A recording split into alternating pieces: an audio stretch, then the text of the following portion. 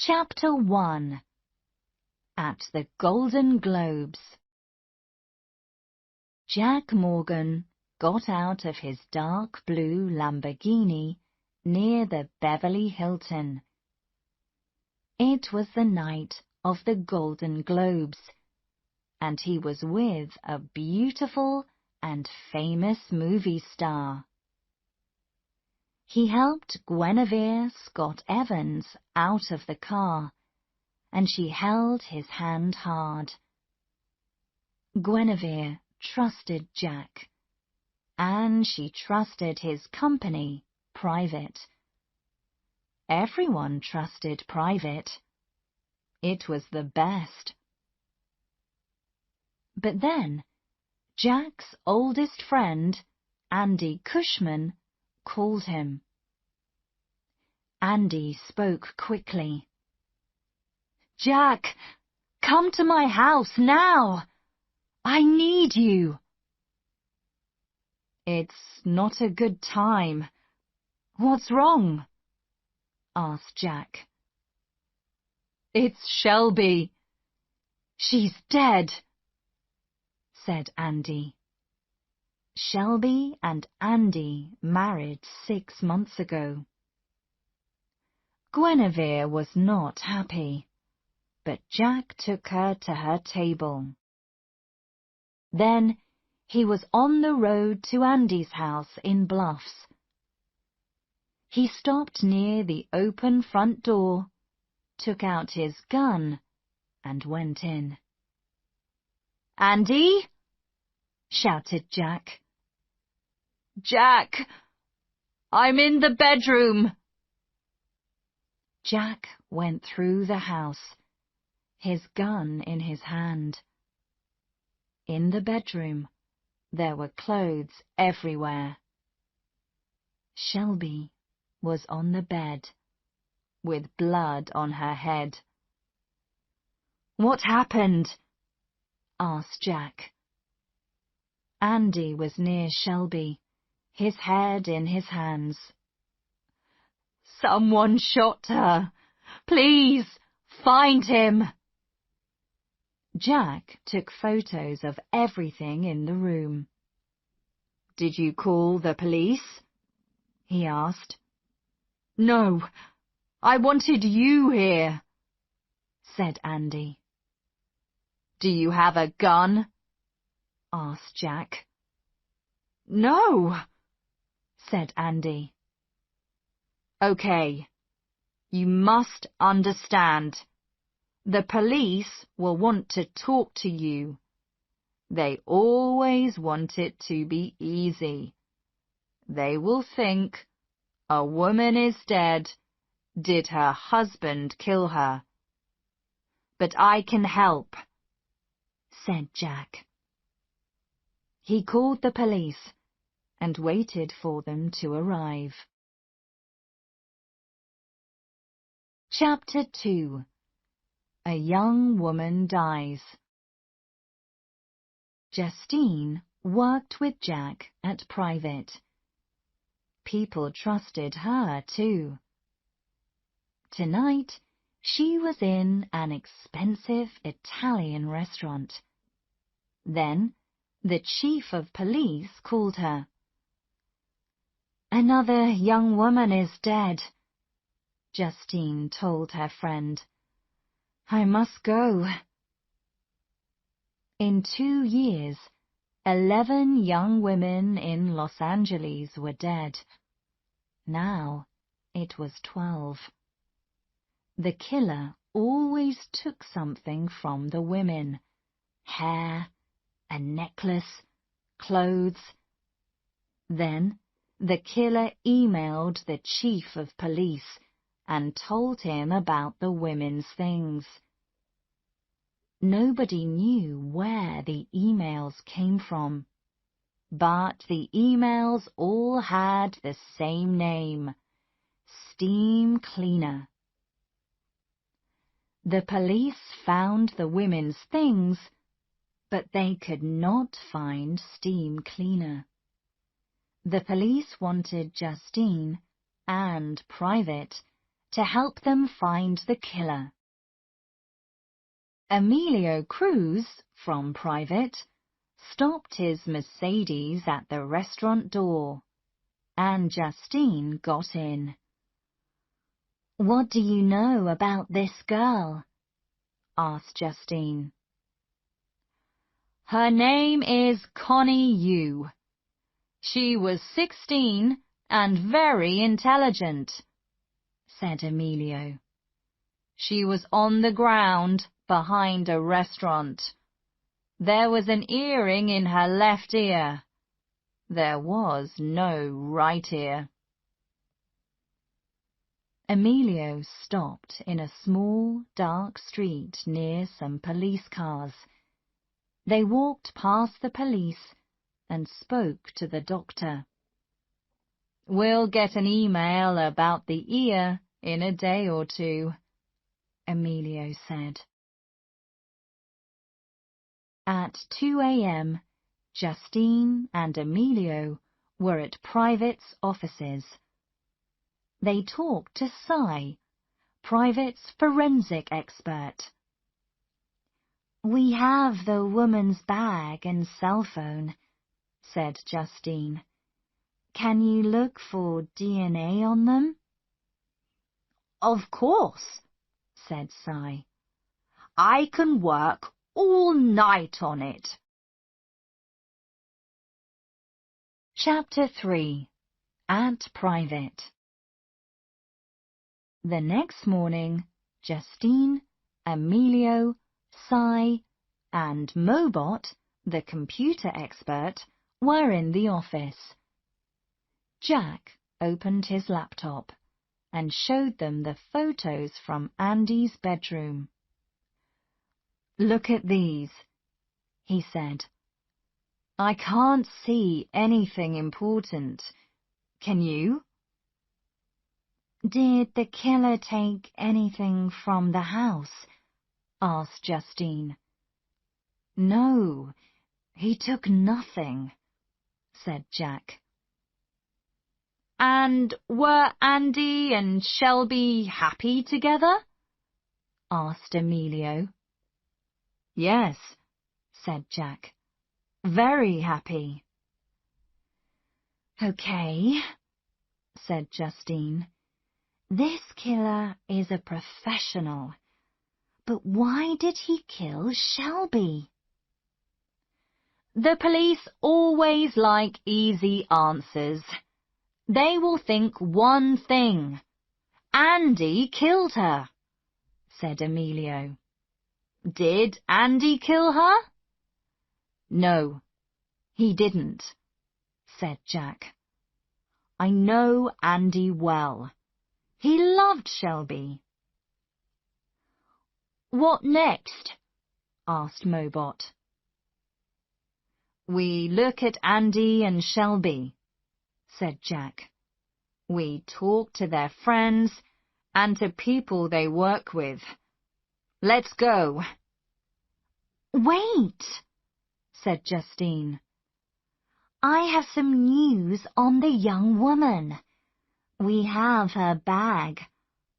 Cy couldn't find any new DNA, but Mobot looked at her phone."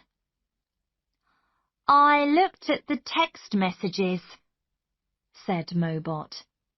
"There were hundreds, from 20 or 30 people. I looked at the numbers, and they are all friends or family. But there is one strange message. I can't get the number for it. Look!" A text message came up on the wall. "Connie, it's Linda. My mum took my phone. I must talk to you. Can we meet? Please? Behind the restaurant. At 8:30 p.m. Don't tell anyone." "I talked to Linda," said Mobot. "Her mother didn't take her phone. Linda didn't send that message. The killer got into Connie's phone and found all her friends. Then he sent her that message from his phone. But we can't find the number of the killer's phone, said Si. It isn't possible. Who is Steam Cleaner? Asked Jack. Rudolph Crocker left his office at 7 p.m. and went for a drink. At 9 p.m. he was at home and ready for a run. He ran out to Marina del Rey and thought about Connie Yu. That was a great evening. There was nobody near him. He stopped near a boat and put something on it. Then he went home and sent an email to the Chief of Police. You can find Connie Yu's ear on a boat in Marina del Rey. Steam Cleaner. Chapter 4. Another Young Woman. Jason Pilzer got a text message at work at 3 p.m. Scylla, your big night is Saturday. Be ready. Steam Cleaner. Scylla was Jason's computer name. At 6 p.m. he left his office and drove to a store. He bought some gloves and some electric cable. He did not pay with a card, and he looked down at the ground. He did not want the cameras in the store to see him. The big night was in 3 days. He was ready to kill his first woman. I'm going for a walk, Marguerite Esperanza shouted to her grandmother. It was Saturday evening. Marguerite walked out the house and onto Rowena Avenue. A text message came onto her phone. Hi, Marg. It's Lamar. Where are you? She read it and answered. I'm on Rowena. Lamar was a really nice boy. Marguerite liked him. Do you want to get a pizza? Asked Lamar. Okay, Marguerite answered.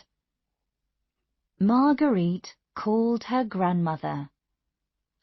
I'm getting a pizza with Lamar, she said, and he'll walk home with me. Is that okay? The black van was near Rowena Avenue. The driver was Steam Cleaner. Scylla and Morbid were in the back of the van. She's out of her house, said Morbid. He gave the laptop to Scylla. Scylla wrote a message. Hi, Marg. It's Lamar. Marguerite answered. Scylla wrote another message. The van stopped near the pizza restaurant and waited. Then they saw Marguerite in the street. Go! Shouted Morbid. Scylla got out of the van. He pulled a bag over Marguerite's head from behind, and he and Morbid threw her into the van.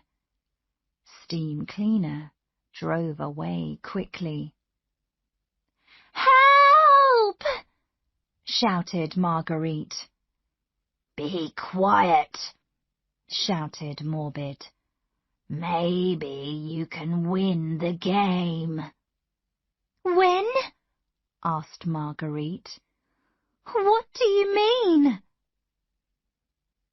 Steam Cleaner stopped the van in a park with nobody near. Morbid and Steam Cleaner were behind Scylla. This was Scylla's game. Marguerite got out of the van quickly, and she pulled the bag off her head. She could not run away. Steam Cleaner and Morbid could stop her. But she was tall and strong, and ready for Scylla. Her hand flew out and hit him on the nose. There was blood on Scylla's face now, and he was angry. He ran at her, but she kicked him hard in the stomach, and then she kicked him again.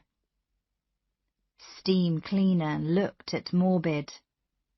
"She's too good for Scylla," he said. He took out a gun and shot Marguerite in the head. Then Scylla put on the gloves and put the cable around the dead woman's neck. He took her shoes and put them in the van. "That wasn't good," said Steam Cleaner to Scylla. "But maybe you'll win the next game." Chapter 5. Scylla's next game.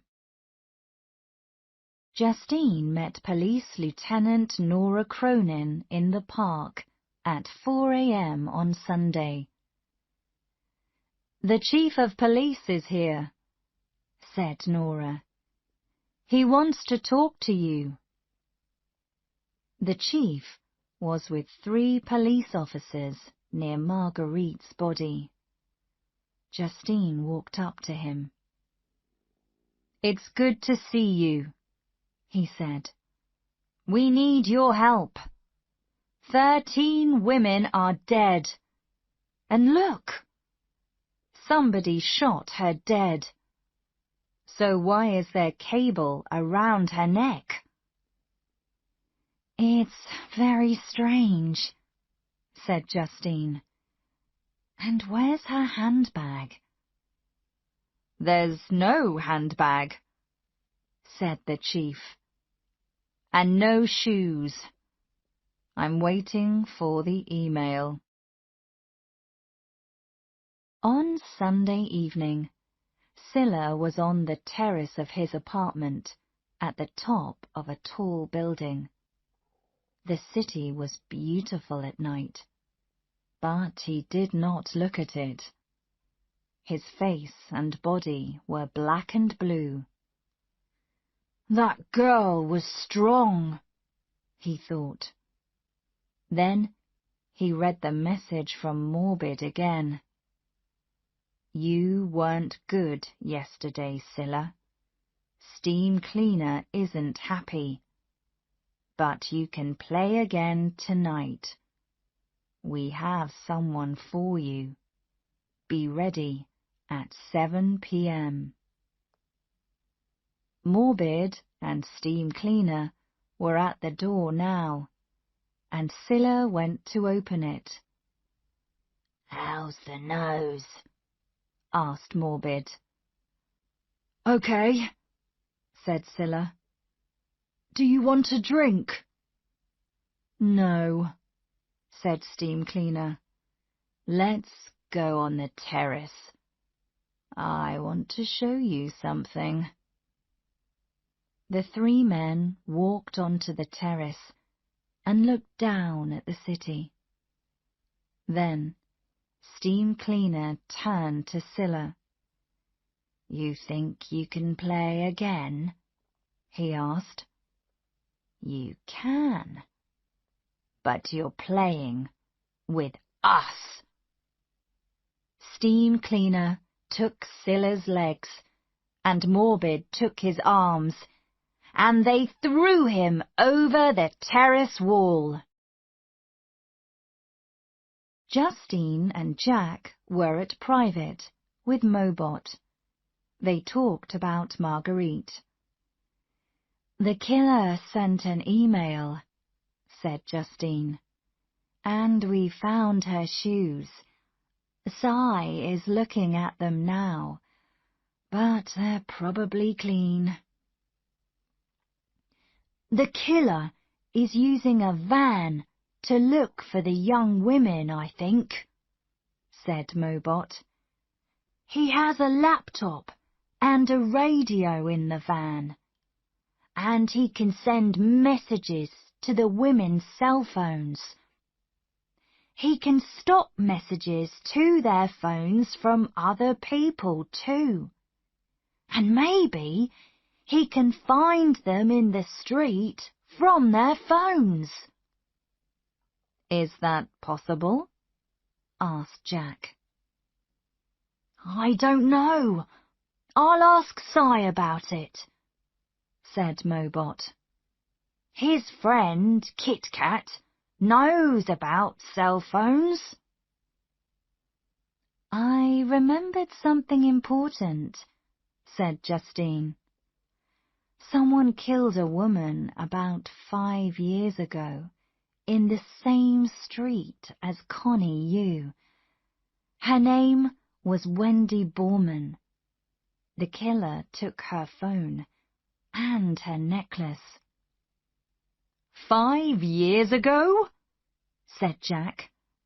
"Maybe it's not 13 women. Maybe it's more. We have work to do." Chapter 6. An angry husband can kill. On Monday morning, Andy was at private. Jack had something to tell him. "I can't sleep," Andy said. "I think about Shelby all the time." "Andy," said Jack, "we talked to a lot of people about Shelby. She had a lot of friends, you know that. And we found one very good friend, the movie star Bob Santangelo. She saw him every week." "That's not true!" shouted Andy. "She loved me." "Maybe she loved you," said Jack. "But she loved Santangelo too. Did you know that?" "No, I didn't!" shouted Andy. "It's not true!" Andy left. Jack and Cy talked about Santangelo. "Did Andy know about Santangelo?" asked Cy. "I don't know," said Jack. "An angry husband can kill, you know," said Cy. "I know, Cy," said Jack. "But Andy's a good man, and he's my friend. He didn't kill Shelby." "I understand. You don't want to hear it," said Cy. "But maybe he did." Justine was at the police station with Lieutenant Nora Cronin. "I looked on the internet," said Justine. "But can you tell me more about Wendy Borman?" "One thing isn't on the internet," said Nora.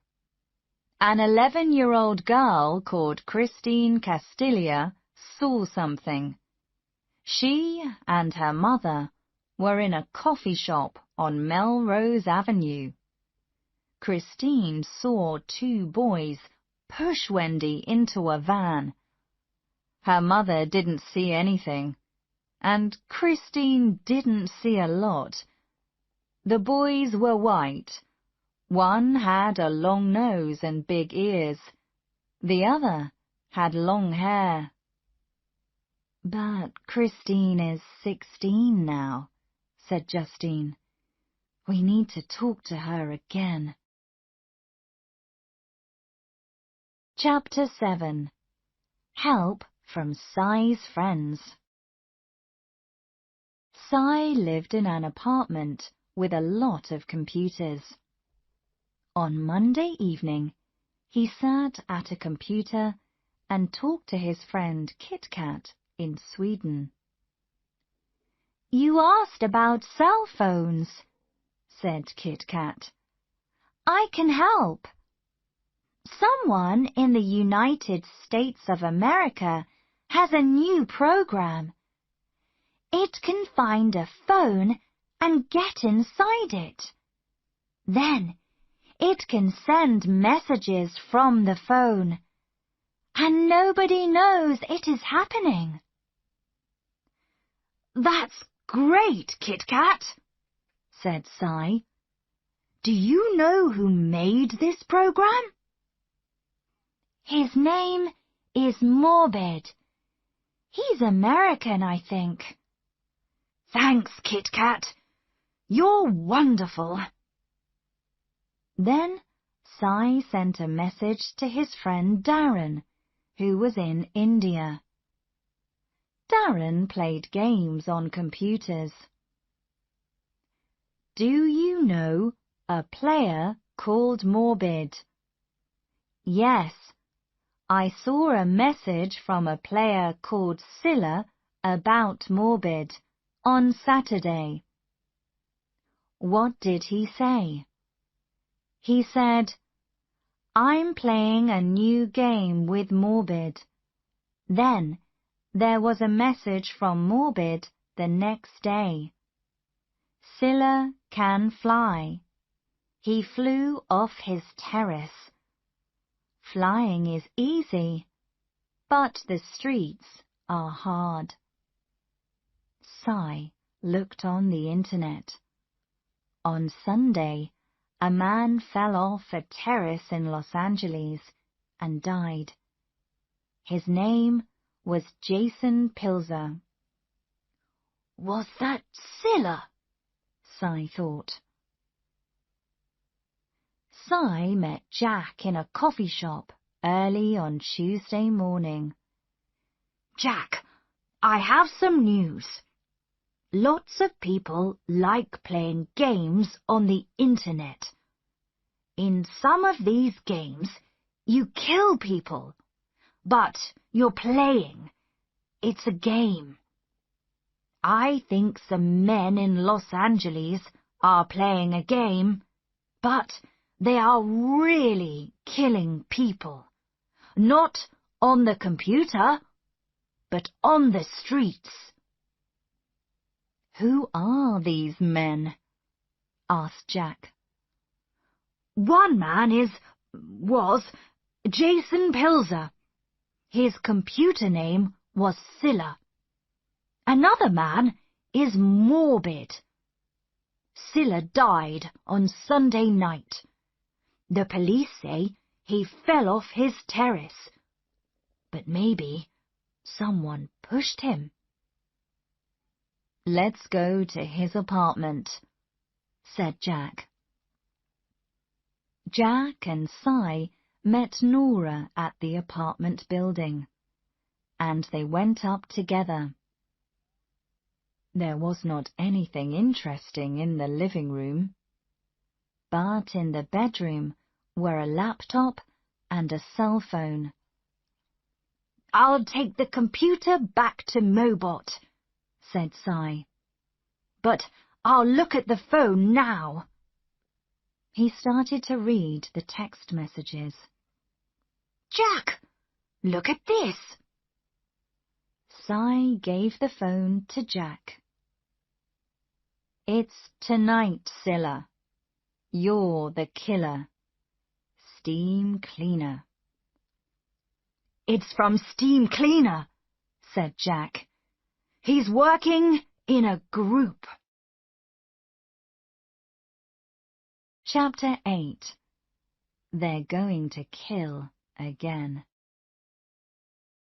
Justine took the police photos of Wendy Borman's body to the office at Private. She also took a bag of Wendy's clothes. "Cy can look at those," she thought. "There may be DNA on them." Justine looked at the photos of Wendy, dead, behind the restaurant. 5 years ago, the police found Wendy's bag next to her, but her necklace was not there. Wendy always wore the necklace, and Justine found a photo of it. It had a star on it. Then she went to find Christine Castilla in school. Justine found Christine in the school restaurant. "Do you remember Wendy Borman?" she asked. "I was only 11, said Christine. "Yes, but can you remember anything? What did you see?" asked Justine. "A van stopped, and 2 boys got out and pushed a girl into the back. Then they drove away. It was very quick," said Christine.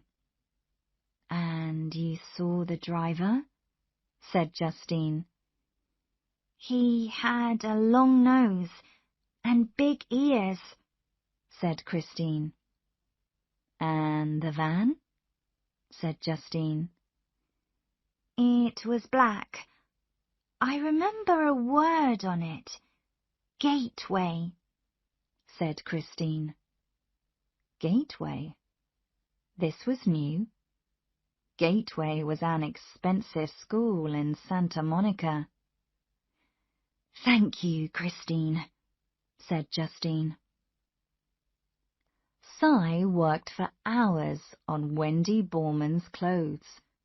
He looked for DNA, and he found it, from 2 different men.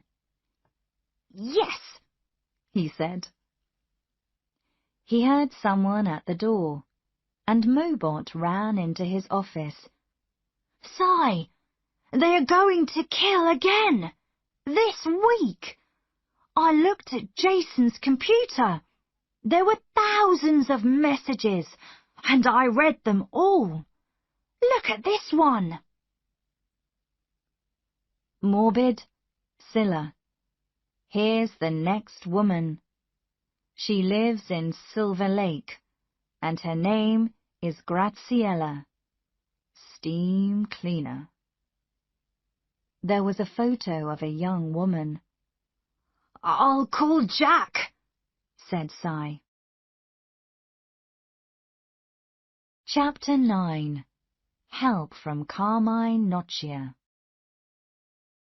On Tuesday afternoon, Jack was in his office with Emilio. They knew something about the young women's killers now, but nothing about Shelby's. "Andy isn't a killer," Jack said. "Shelby's killer was a professional. There was no DNA, no gun, nothing. We need to talk to Carmine Noccia in Las Vegas." Carmine and his family knew every professional killer from California to Florida. Jack did not often work with men like Carmine. But once, Carmine asked for Private's help. His daughter ran away, and he wanted her back. Jack found her. Carmine never forgot a friend. "We'll fly to Las Vegas," Jack said. Carmine was very rich, and his home was in a park, half an hour from the airport. 2 big men came to meet Jack and Emilio at the door and took their guns from them. Carmine was in the sitting room. "Good to see you, Jack," said Carmine. "I need your help," said Jack. "Jack, you helped me, and I'll help you.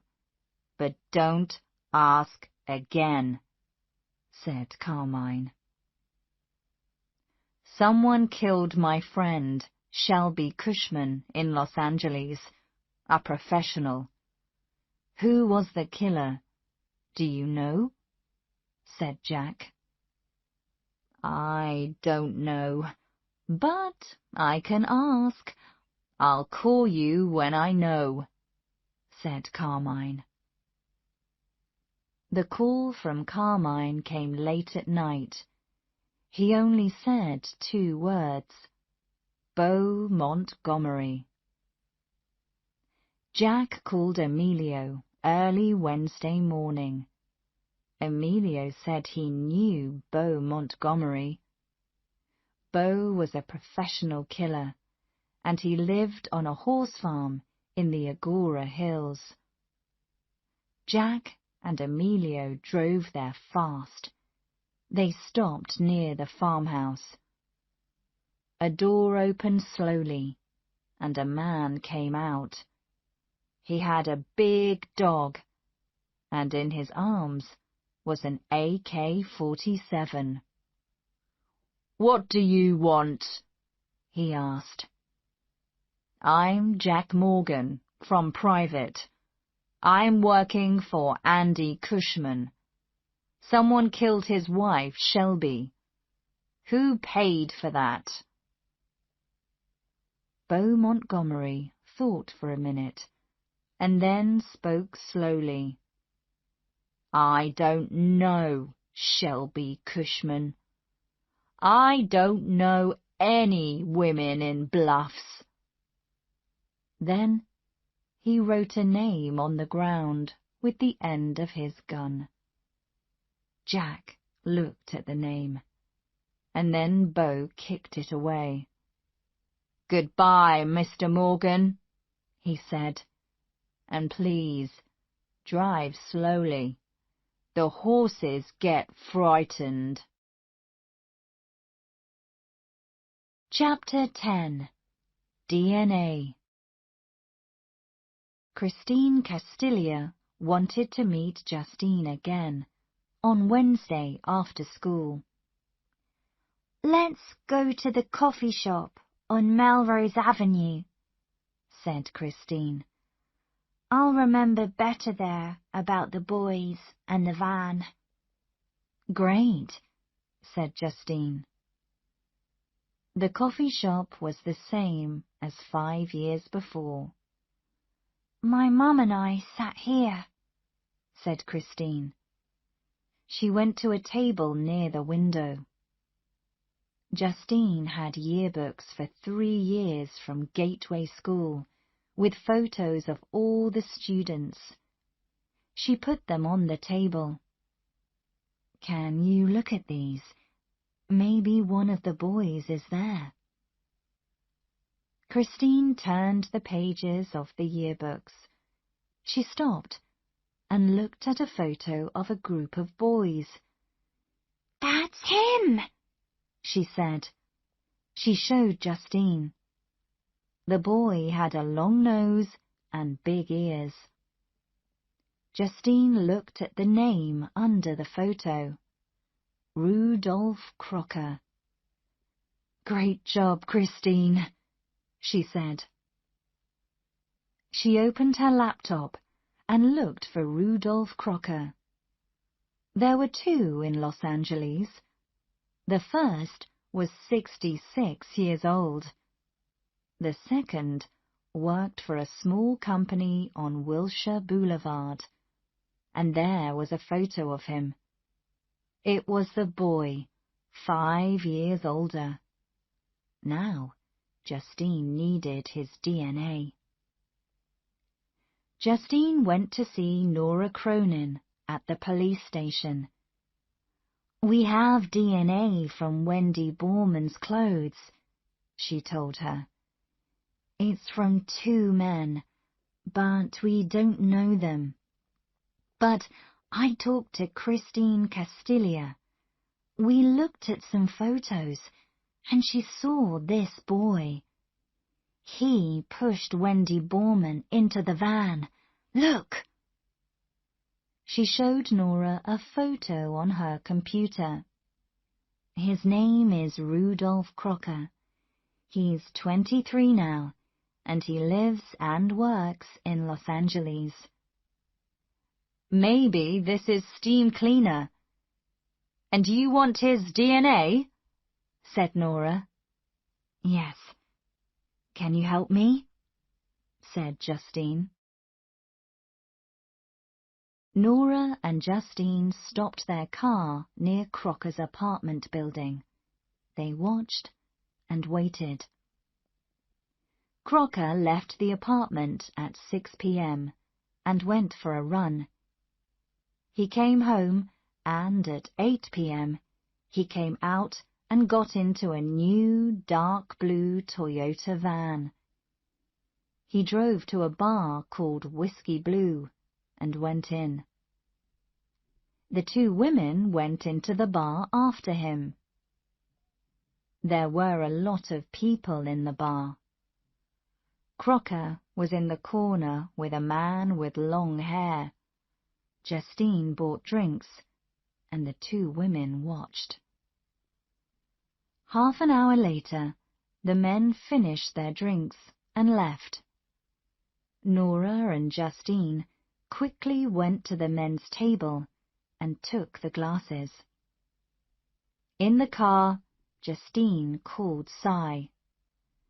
"Can you meet us at private in 20 minutes?" she asked. "We have some DNA for you." Late on Wednesday, Jack and Emilio drove back to the city from the Agora Hills. Jack left Emilio at his apartment and went to see Andy Cushman. "Jack, why are you here now? It's 1 a.m. You look tired," said Andy. I am tired, said Jack. Today I drove to the Agora Hills. How much did you pay Beau Montgomery to kill Shelby? Andy started to cry. You don't understand, Jack, he said. She was with another man, that movie star. I couldn't live with that. Jack did not speak. He hit Andy in the face 3 times and left. Chapter 11. A Dark Blue Van. The next morning, Cy had news for Justine and Nora about the DNA.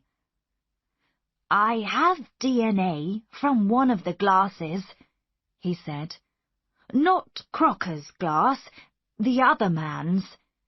It's the same as the DNA on Wendy Borman's clothes. Who is this other man? Asked Justine. We don't know him. Is it morbid? Maybe. And what did you get from Crocker's glass? Nora asked Cy. I couldn't get DNA from Crocker's glass. It was too dirty, said Cy. Justine looked at Nora. What now? She asked. We must find Crocker, said Nora. Mobot worked all morning on her computer, and then she found something. She called Jack. Morbid wants to kill Graziella tonight. He's sending her text messages from a friend, Lulu. Graziella is answering these messages from Lulu. She says, see you after school. But I don't know where they are meeting.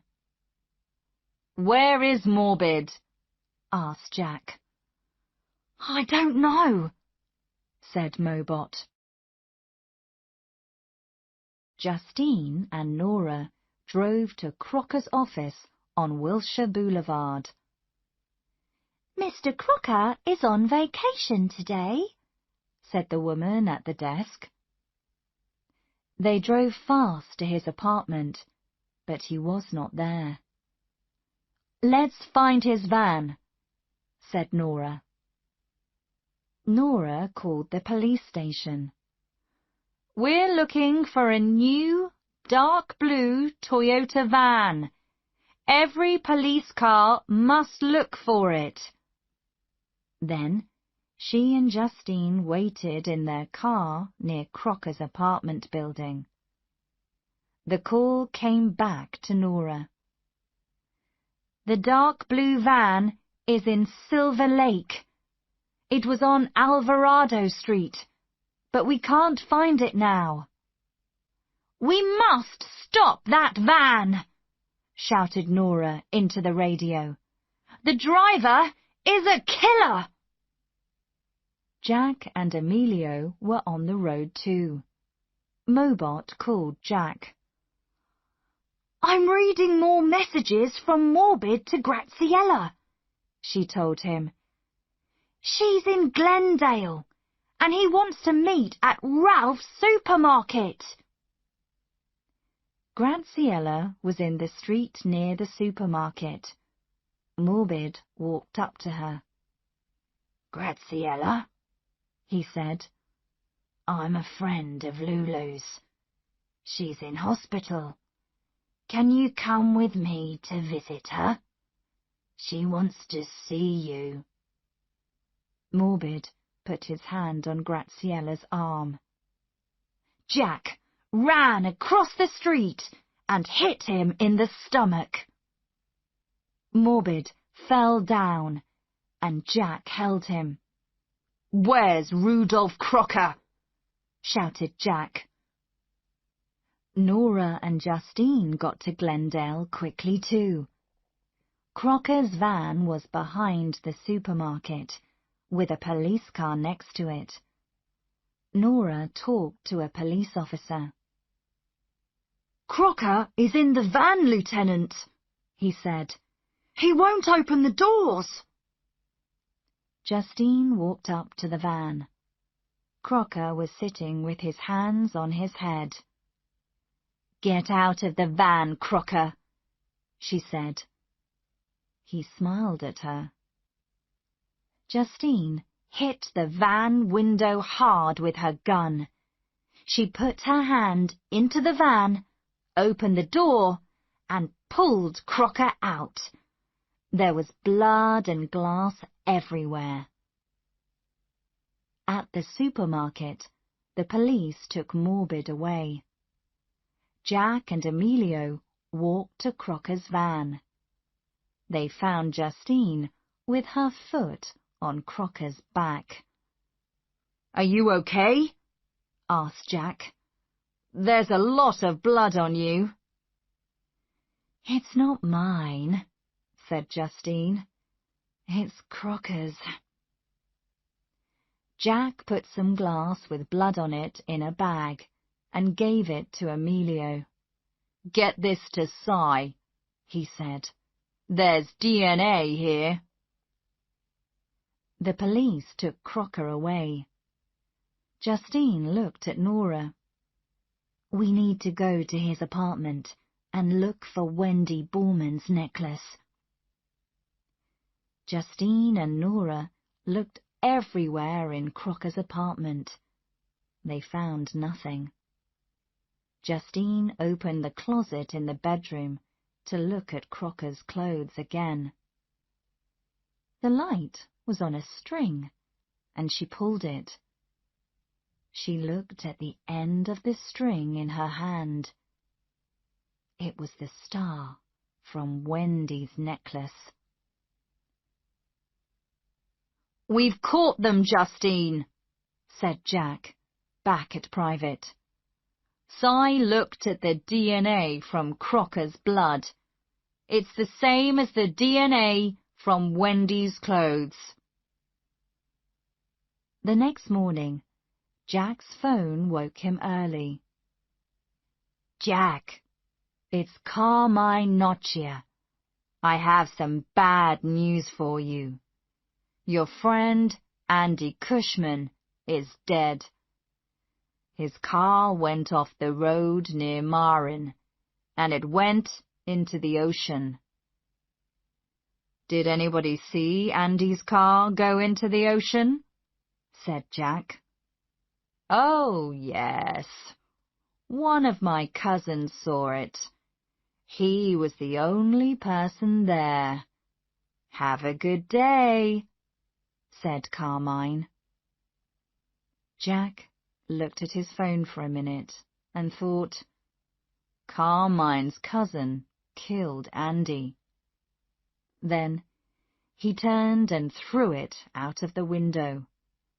It was time for a new phone and a new phone number.